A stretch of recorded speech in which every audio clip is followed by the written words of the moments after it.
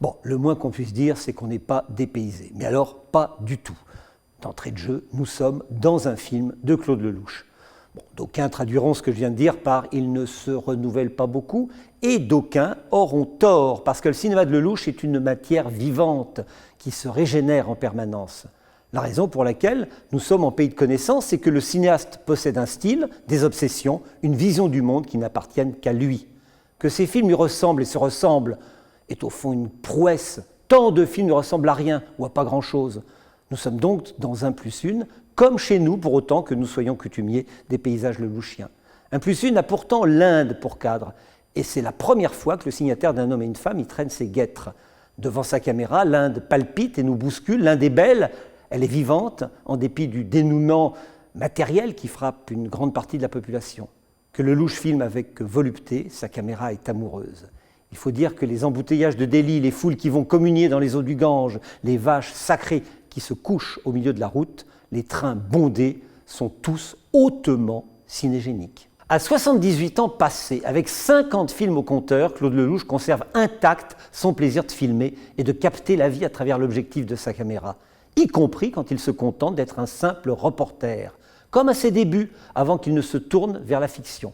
En 1957, il avait 20 ans, quand le rideau se lève, tourné en URSS, alors encore orpheline de Staline, mettait d'entrée de jeu en lumière son talent. Il était alors allé rendre visite à Mikhail Kalatozov sur le plateau de Quand passent les cigognes et en était ressorti avec une évidence. Il allait se lancer dans la réalisation de films de fiction, ce qu'il a fait, mais sans jamais passer par pertes et profits son appétence pour le reportage et corollairement ses parfums de vérité qui sont comme une image de marque. Cela faisait longtemps que le cinéaste ne nous avait pas fait franchir les frontières du pays. L'avantage du voyage est qu'il est synonyme de dépaysement, qui nous offre en même temps la possibilité de nous retrouver face à nous-mêmes au milieu d'une réalité qui nous est tout d'abord étrangère.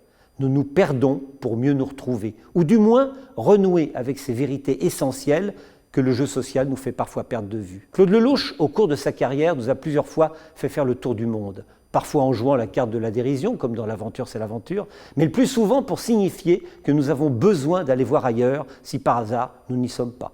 Pour nous reconstruire. Dans toute une vie, un père emmenait sa fille tout autour de la terre pour lui faire mesurer l'immensité de la vie.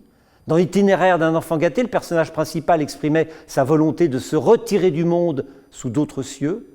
Dans Hasard ou coïncidence, une femme meurtrie arpentait la planète en guise de travail de deuil. Dans Un homme qui me plaît, un homme et une femme s'aimaient le temps de traverser les États-Unis. 1+1 entretient plus d'un air de famille avec ce film-là, nous en reparlerons. Claude Lelouch n'a pas choisi l'Inde par hasard. Au-delà du pittoresque et de la multitude, le pays peut se vivre, doit se vivre sans doute, comme une expérience mystique. La foi est de toute évidence un axe majeur du film. Les eaux du Gange, comme vecteur de fertilité, la présence d'Ama en sont les signes les plus tangibles. Ama, oui, Ama. De son vrai nom, Mata Amritanandamayi, cette femme est une figure spirituelle, contemporaine, dans la seule religion et l'amour, et qui passe le plus clair de son temps à transmettre ses valeurs en prenant les hommes et les femmes qui lui rendent visite dans ses bras.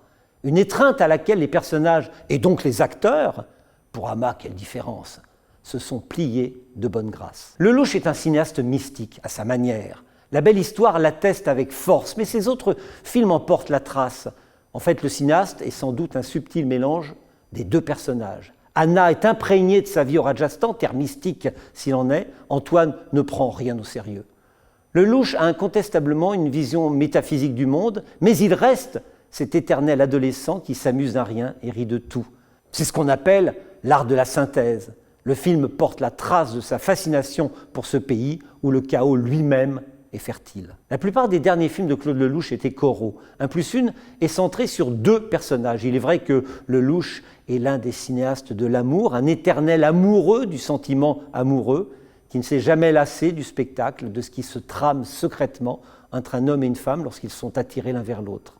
Ce n'est pas par hasard si son film le plus célèbre, celui qu'il a définitivement lancé, a pour titre « Un homme et une femme ». Depuis lors, l'amour s'est toujours écrit dans ses films avec un grand A, ce qui n'empêche pas l'inquiétude. Un homme et une femme passe encore pour certains pour une bluette sur fond de Shabadabada, or il n'en est rien. Le film traite du deuil et de l'incapacité à refaire sa vie. L'amour est d'autant plus précieux que sa fragilité est avérée, fragilité qui en révèle l'impérieuse nécessité. Cette fragilité, cet équilibre précaire d'une relation qui se noue, était déjà présent dans Un homme qui me plaît, un film de 1969 tourné aux États-Unis avec Annie Girardot et Jean-Paul Belmondo, ce dernier étant musicien de cinéma, une activité qui est également celle de Jean Dujardin, que beaucoup tiennent d'ailleurs comme étant une réincarnation de Belmondo, désinvolture et charme équivalent dans 1+1. Le film est ainsi comme un prolongement du film de 1969, 46 ans plus tard. Un prolongement et une occasion de rattrapage, puisqu'on s'en souvient, le lien entre les deux tourtereaux ne résistait pas à la fin du voyage. C'est d'ailleurs le même morceau de Francis Lay, Concerto pour la fin d'un amour, que nous entendons à un moment clé des deux films. Francis Lay. Il y a tant à dire sur lui et sur sa collaboration avec Lelouch, ne serait-ce que parce qu'il n'existe aucun autre exemple dans l'histoire du cinéma d'une telle fidélité entre deux artistes. Il n'est pas interdit de souligner le rôle central de la musique dans les films de Lelouch. Francis Lay a veillé à éviter le pléonasme. Dans son orchestre, la cithare ne trouvera pas sa place de sitôt. Sa musique est plus discrète, mais également plus enveloppante. Elle est partie intégrante de la matière filmique, jamais un simple habillage. Entre Lelouch et Lay, il n'est pas interdit de parler de symbiose émotionnelle. C'est le charme des films de Claude Lelouch que d'alterner figure libre et figure imposée. Les figures libres sont celles qui laissent la place à une part d'improvisation qui accorde aux comédiens de laisser libre cours à une vraie complicité. 1+1 en regorge. Nul doute que c'est à l'aune de cette promesse que Lelouch a choisi de faire tourner Jean Dujardin, et même si Elsa Silberstein n'a en l'occurrence rien à envier à l'interprète d'OSS 117. Ils participent tous les deux, mais c'est également vrai des autres comédiens, Christophe Lambert et Alice Paul en tête, à cette liberté, à cette fluidité dont le film peut s'enorgueillir. Plus que jamais chez Lelouch, la matière cinéma est vivante, rien n'est figé.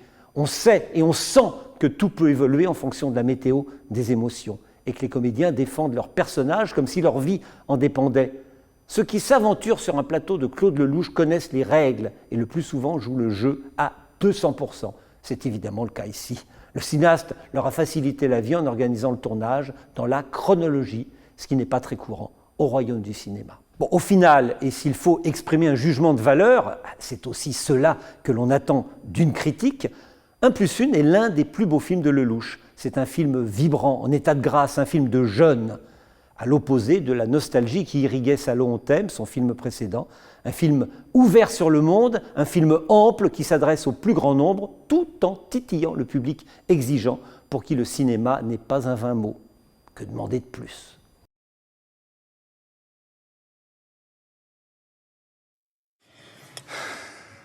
Je peux vous poser une question idiote? Après ce qu'on vient de faire, oui, c'est celle que je préfère.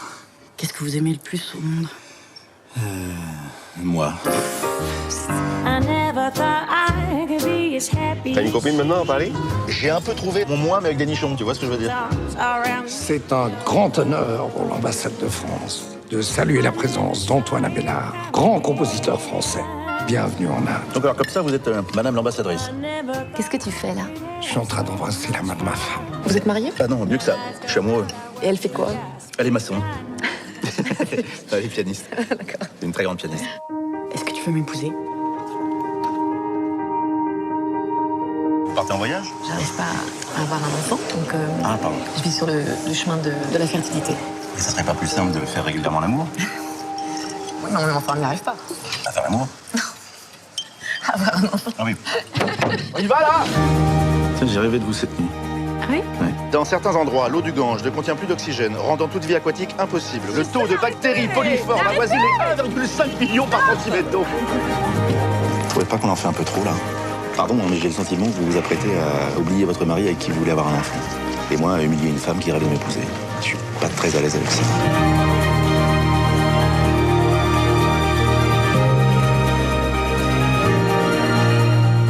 Puisque vous êtes si malin, qu'est-ce qu'on fait alors? On va se monter une petite crêperie tous les deux. Non, mieux que ça, on vendra des nanes. Une ânerie.